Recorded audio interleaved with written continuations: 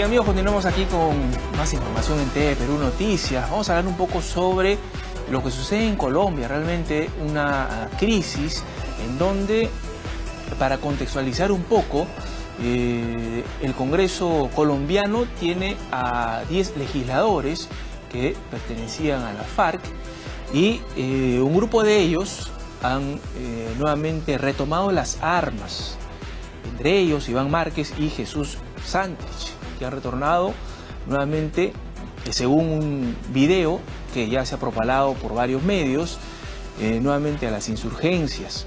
Se ha cuestionado ahora el acuerdo de paz que fue firmado con la FARC y Juan Manuel Santos en el 2016. Vamos a conversar justamente sobre este tema con Ramiro Escobar, que es un reconocido internacionalista. ¿Cómo estás, Ramiro?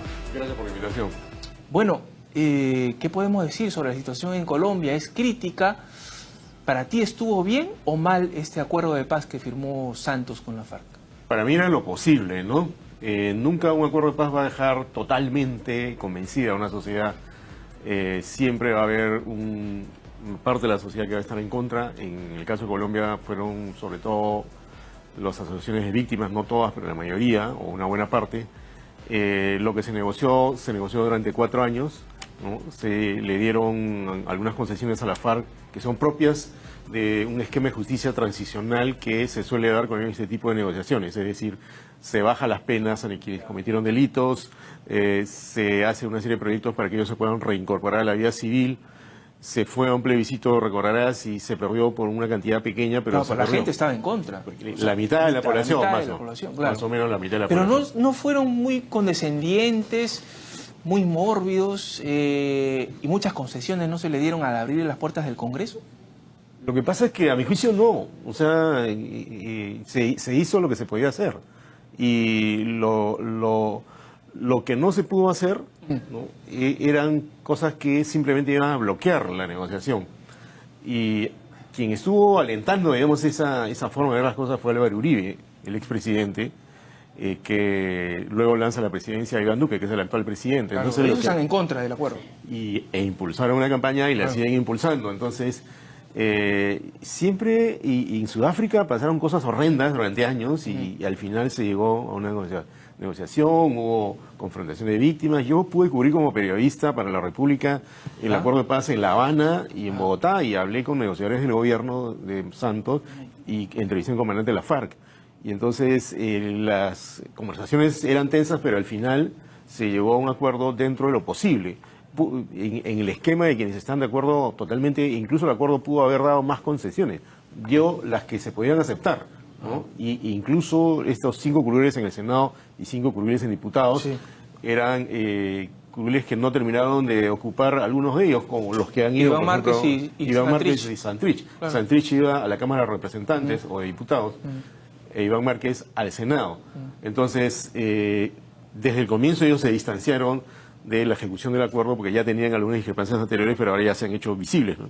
¿Y no es que se haya rendido Manuel Santos ante los terroristas? No, yo no creo eso. Es una versión que promueve a Álvaro Uribe. Y decir que se ha rendido quiere decir que no les dio todo, ¿no? Eso es una idea que no se sostiene. Es decir, cuando se entra a una negociación de ese tipo, mira, para que tengas una idea de cómo son ese tipo de cosas, Estados Unidos está negociando en Afganistán con los talibanes, presuntos responsables del 11 de septiembre. Eso mucha gente no lo sabe, no se comenta, y se dice que en Venezuela no se puede negociar. Estados Unidos está negociando con Venezuela. Entonces, siempre es mejor una negociación.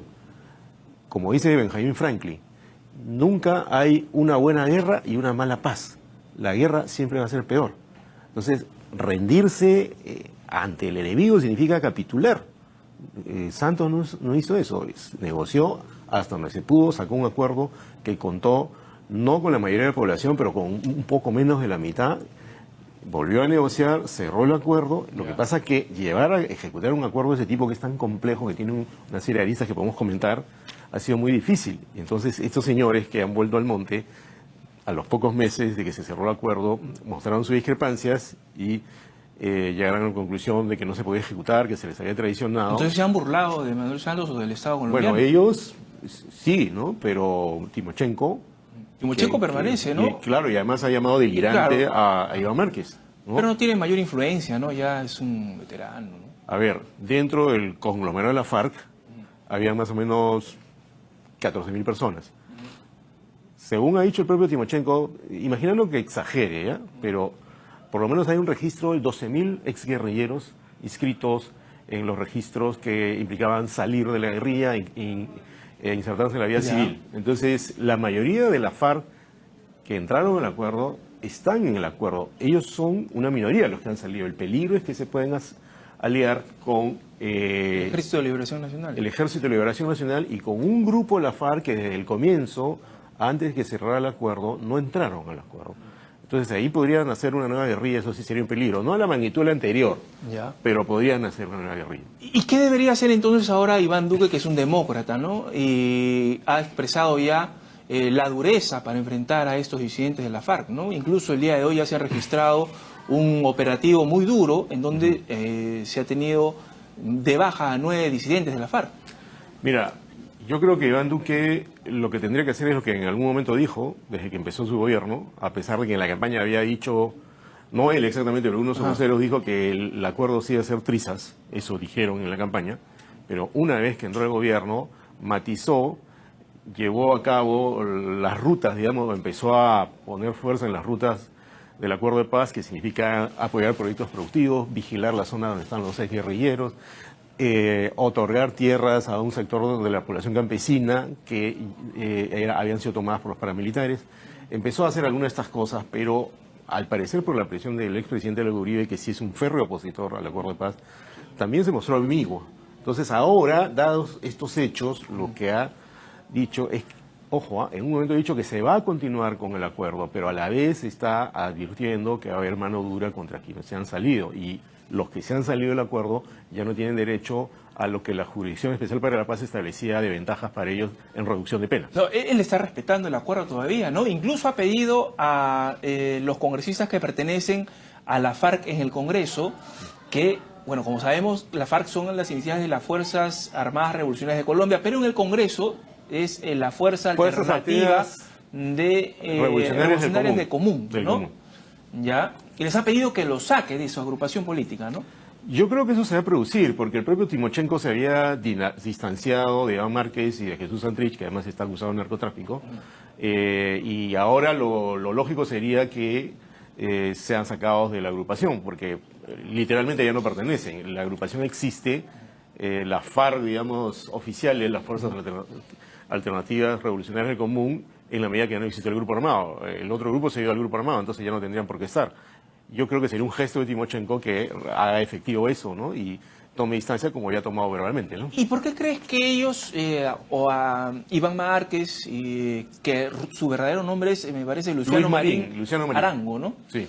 Y a Santrich no les ha gustado la vía democrática, una oportunidad en el Congreso para actuar de acuerdo a ley? Lo que pasa es que puede haber varias explicaciones sobre eso. Una es que hay personas que se han pasado como 30 años en el monte, o 20. Entonces es muy difícil para ellos, que se pasaron, no toda una vida, pero varios años de su vida haciendo la guerra, ¿no? Incorporarse a una forma de hacer política que no ha sido la suya durante muchos años. Lo otro es que es real que hay partes del acuerdo que no se han cumplido. Más o menos hay una Comisión de Derechos Humanos de la Unión Europea que ha establecido que se ha cumplido solo el 18%. Entonces, para este tipo de acuerdos hay que tener paciencia, ¿no? Nunca son perfectos y nunca son fáciles de llevar a cabo.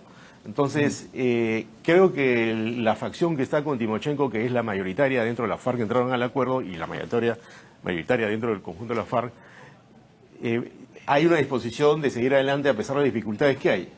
De parte del gobierno de Duque también hay una disposición de ir adelante, pero hay presiones, yo diría, siempre de los extremos. Por un lado, del expresidente Álvaro Uribe, que va a aprovechar evidentemente esto para decir, miren, yo tenía razón, esto fue un fracaso y no debía hacerse, y el lado extremo de la FARC, encabezado en este momento por Márquez y Santrich. ¿Qué pasa si se anula el acuerdo? A mi juicio sería un profundo error, porque ¿sabes lo que pasaría? ¿Qué pasaría? Llamaría a otras personas que no se han ido con Márquez a irse con él. Y ese grupo, que ahora es pequeño, podría crecer, porque se llegaría a la conclusión de que no es posible vivir dentro de la sociedad civil sin agarrar un arma para hacer política. Ahora, ¿debería pedir Colombia ayuda a los Estados Unidos para poder combatir a estos disidentes? Bueno, Estados Unidos estaba apoyando a Colombia desde hace mucho tiempo, ¿no? Había el Plan Colombia y siempre hay apoyo militar, pero me parece que es un asunto que es mejor que Colombia lo resuelva por cuenta propia desde el punto de vista militar dirigido a estos grupos que se han salido del acuerdo y que probablemente formen una alianza, pero también desde el punto de vista político y social, que es lo más importante. Yo recuerdo que cuando cubrí el proceso de paz, los negociadores me decían, esto no es un problema solo del Estado, es de la sociedad colombiana. Entonces la sociedad colombiana tiene que entender que la búsqueda de la paz no es un proceso fácil, no viene la armonía en el momento, ni siquiera muchos años después, pero sí una manera de apagar un foco muy violento que había sacudido y agredido y dañado a la sociedad colombiana por 50 años. ¿Pero pasa por perdonar todas las tropelías de los terroristas de la FARC o pasa por que se haga justicia después de haber cometido homicidios y todo lo demás? No se han perdonado todas las tropelías, esa idea no es sostenible, no es real, ¿no? O sea, porque ellos no han pasado por juicio. A ver, hay un jurado especial creado como parte del acuerdo. No es que no pasen por juicio, sino que se les rebaja las penas. O sea, no tiene las mismas penas que si estuvieran en la justicia común. Este jurado especial establecía penas para los que habían cometido crímenes, pero no las penas habituales que tendrían si es que no hubieran entrado al acuerdo de paz. Entonces, ahora Iván Márquez, Santrich y los que se han ido ya no tienen derecho a eso. Si son apresados, van a tener que ir a la justicia común y van a merecer una sanción severa como corresponde. ¿Y tú crees, como lo ha dicho Iván Duque, que el chavismo está protegiendo a estas personas, a estos disidentes que han salido en los videos? Mira, porque se habla de que están incluso en Venezuela, ¿no? Hay una hipótesis de que esa conferencia de prensa que vemos ahí se ha dado en la frontera con Venezuela. El chavismo ha tenido vínculos con la FARC desde hace tiempo. Y hay una situación paradójica, ¿no? Cuando se promueve el acuerdo de paz, hay 4 países que acompañan el acuerdo oficialmente. Cuba, Venezuela, Noruega y Chile. Entonces, en ese momento, Santos buscaba un arco de países con posiciones políticas e ideológicas distintas para poder llegar a un acuerdo que sabía que iba a ser complejo. Cuba y Venezuela, como es obvio, querían aparecer como países que promueven un acuerdo de paz, lo que también iba a llevar a que mejoren su imagen internacional.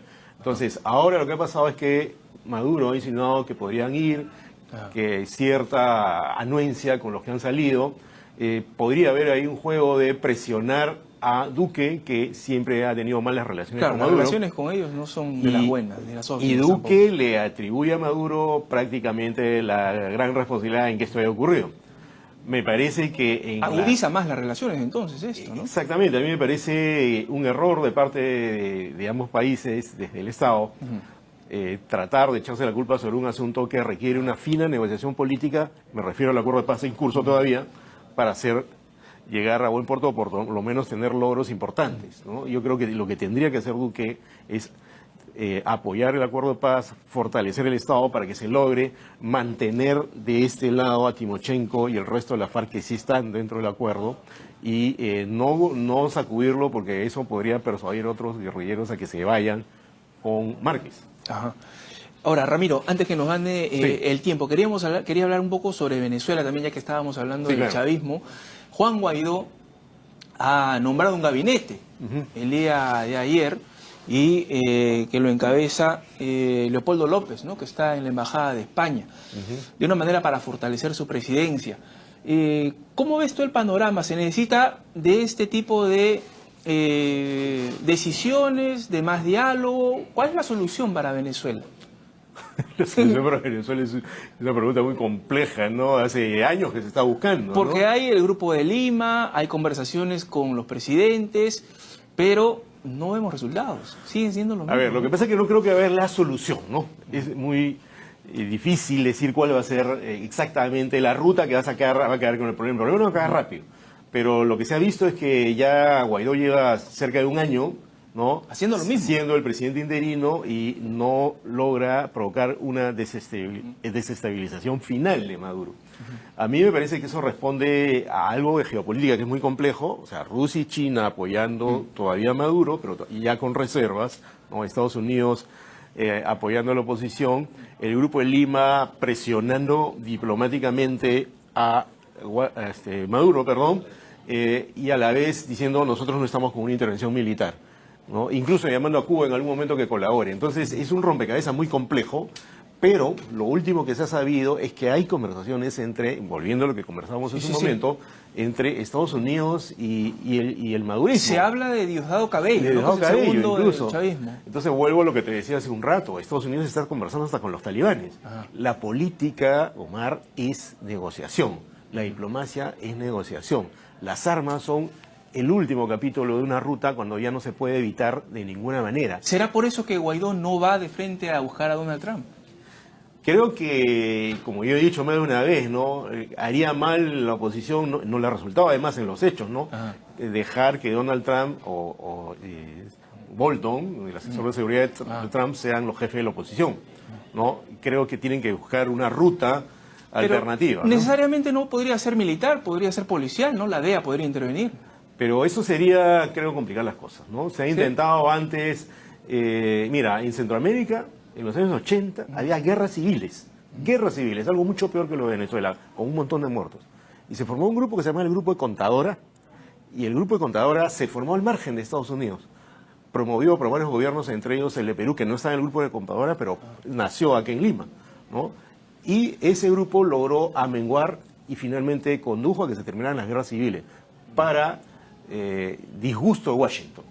Pero fue efectivo. Acá yo creo que sería posible buscar una estrategia de ese corte, porque lo que se tiene hasta ahora es presiones de Rusia, presiones de China, sobre todo de Rusia y de Estados Unidos, ¿no? Y no se deja espacio para una estrategia alternativa dentro de América Latina que acabe con este penoso problema que toca a toda la región, como has visto.